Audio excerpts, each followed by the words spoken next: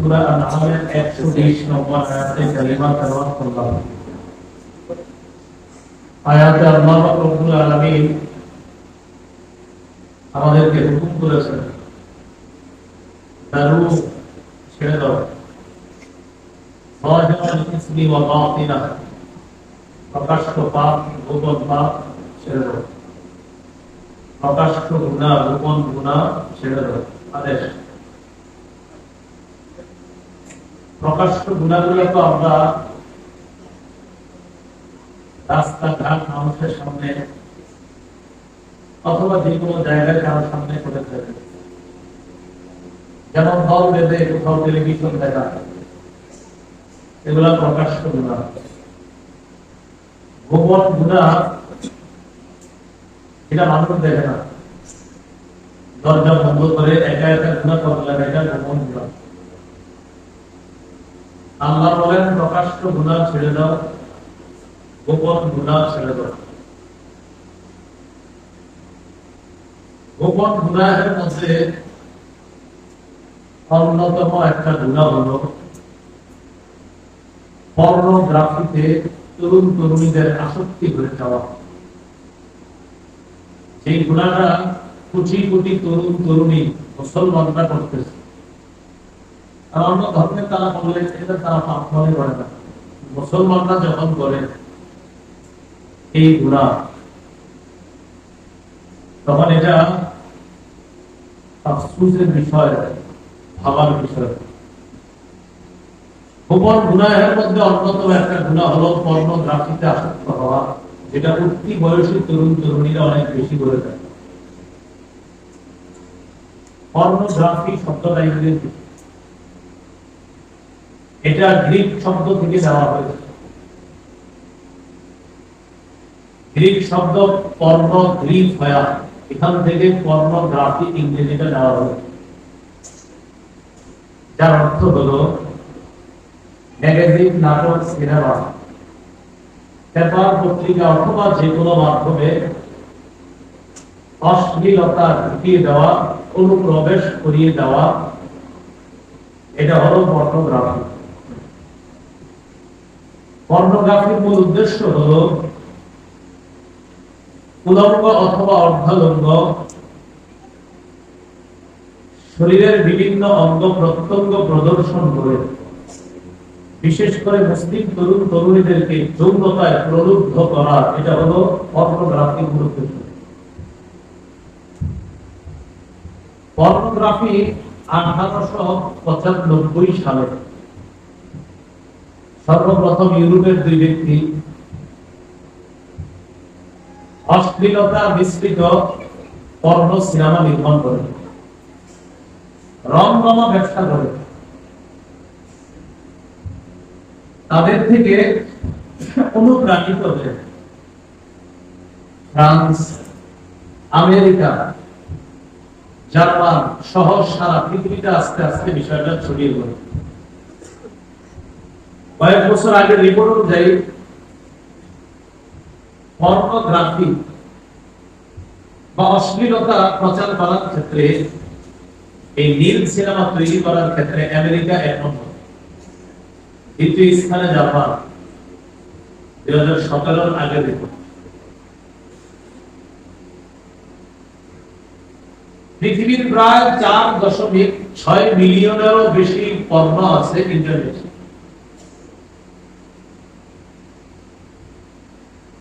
গবেষণায় দেখা যায়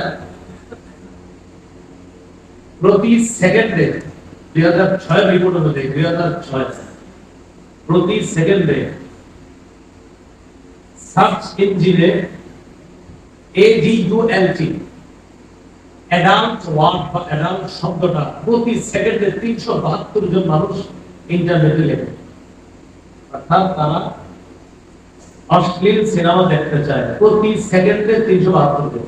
2006 রিপোর্ট। 1969 সালে ইন্টারনেট সারা পৃথিবীতে ব্যাপকভাবে বিস্তার লাভ করেছে। 1993 বাংলাদেশে ইন্টারনেটের মোটামুটি পদচারণা শুরু। 1996-তে সবার জন্য ইন্টারনেট ব্যাপকভাবে উন্মুক্ত করে দেওয়া হয়। 2010-11-তে সহজলভ্য করা হয়। 2010-11 থেকেই আমাদের দেশের তরুণ তরুণীরা পর্নোগ্রাফিতে, মাদকাসক্ত যে এর চেয়ে বেশি আসক্ত হচ্ছে পর্নোগ্রাফি। 2012-তে গিয়ে এটা আরো বাড়ছে। 13-তে গিয়ে ক্ষতির মোটামুটি যা হওয়ার হয়ে যায়, 14-15 থেকে চূড়ান্ত ফলাফল জীবনটাই এমন অবস্থায় গিয়ে দাঁড়ায় ওই তরুণ তরুণীদের এক পর্যায়ে পাগলের মতো হয়ে যায়। এটা ছাড়া আর কিছু বোঝা না। যতই বোঝা তার এটা একটা নেশা, সে শত বলে যে আমি আর এটাতে আর আসক্ত হবো না, এরপরে হয়ে যায়। এটা ওলামায়ে কেরাম বেশি বলতে পারবে, কেন তাদের কাছে এই জাতীয় লোকগুলা ইচ্ছা বলে বিষয়গুলা বলার পর আবার খোঁজ নেয়, আবার ওই কাছে জড়িয়ে পড়ে।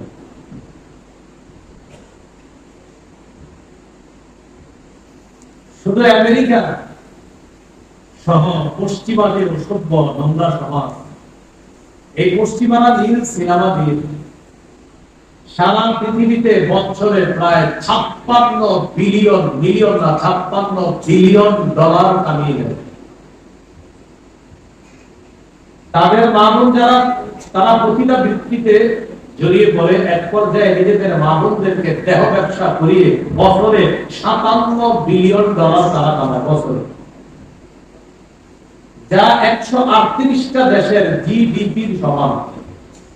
138 জিডিপি বুঝে নিন, জিডিপির একটা হিসাব বের করে প্রতি বছর সেটা gross domestic product, GDP, gross GD domestic P product, পুরো দেশের বিভিন্ন হিসাব নিকাশ একটা বের করা হয়, একটা বাৎসরিক 138টা দেশের জিডিপির যে হিসাব, এক বছরে এই নীল সিনেমা আর পশ্চিমারা দেহ ব্যবসা, এটার মাধ্যমে তারা 56 বিলিয়ন হলো এই পর্নোগ্রাফি অশ্লীলতা দিয়ে কামায়, আর 57 বিলিয়ন কামায় হলো আপনার দেহ ব্যবসা ইত্যাদি। যা 138টা দেশের বাৎসরিক হিসাবে 138টা দেশ রাষ্ট্র। এখন এই যে গোপন গুণাটা পর্নোগ্রাফি, এটা মূল টার্গেট কিন্তু মুসলমান, মূল টার্গেট, তাদের মূল টার্গেট মুসলমানের চরিত্র ধ্বংস করা। এই পর্নোগ্রাফিতে আসক্ত হওয়ার ফলাফলে কি হয়? এক নাম্বার ক্ষতি, সবচাইতে উত্তম অবয়বে যে মানুষ আল্লাহ বানিয়েছে, এই মানুষটা একটা বিকৃত রূপ ধারণ করে অমানুষে পরিণত হয় পর্নোগ্রাফির মাধ্যমে, পুরো অমানুষ।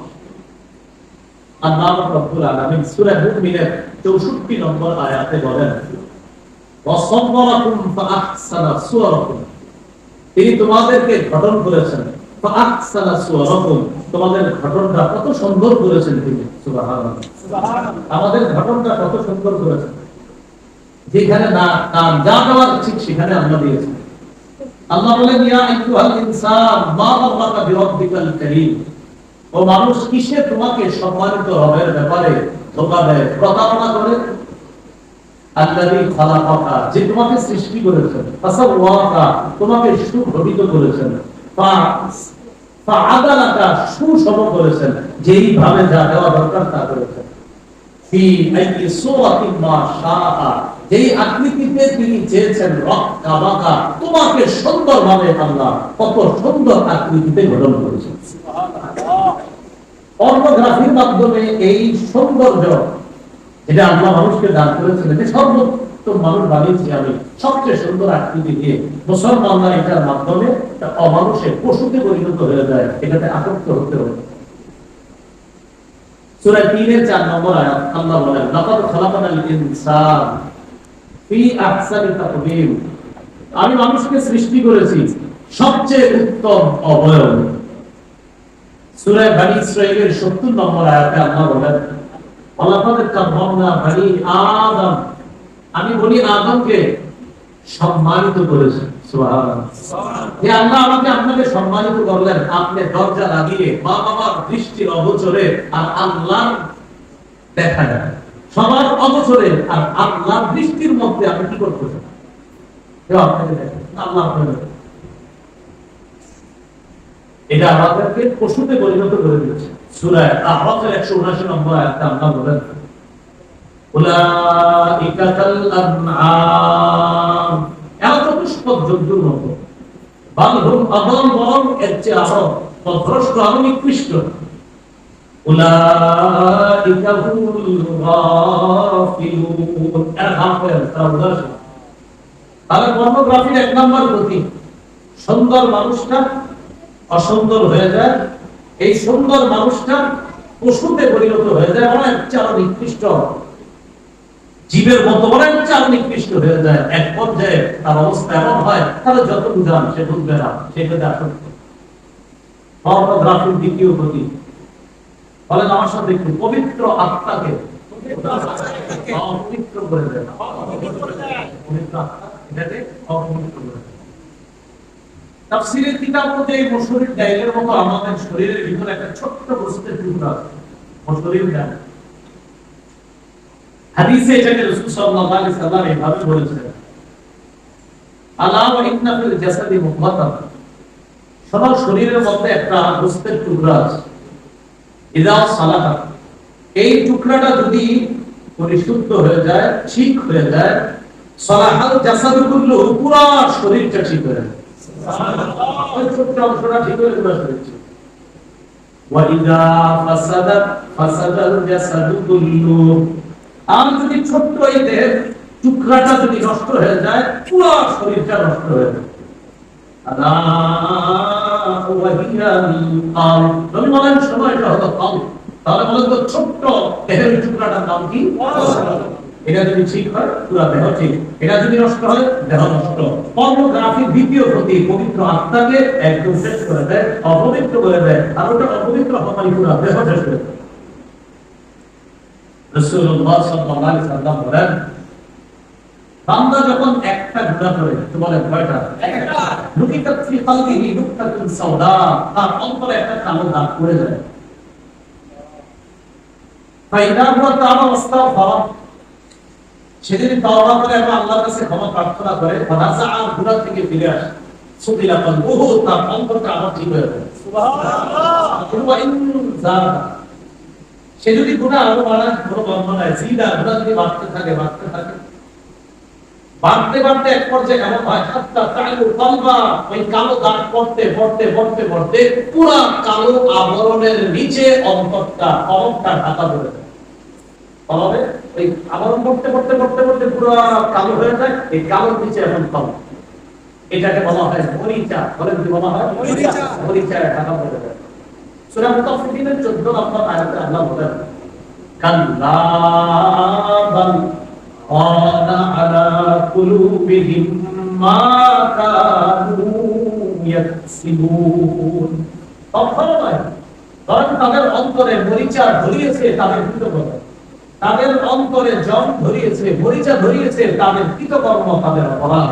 পর্নোগ্রাফি অন্তরের এমন মরিচা ধরায়, ধরতে ধরতে পুরো কালো আবরণের নিচে পড়ে যায়।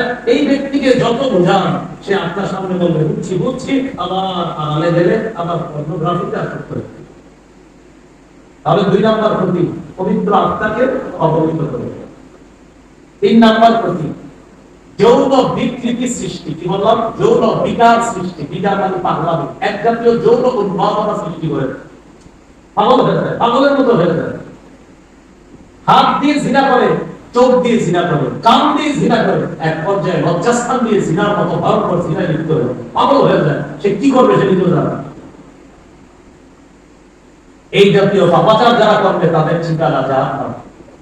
সূরা আলিফ লাম মিম আস-সাজদা 20 নম্বর আয়াতে আল্লাহ বলেন, ওয়া আম্মাল্লাযীনা ফাসাকু ফামাওয়াহুমুন নার, যারা পাপাচার করে তাদের ঠিকানা হলো জাহান্নাম। নাউযুবিল্লাহ।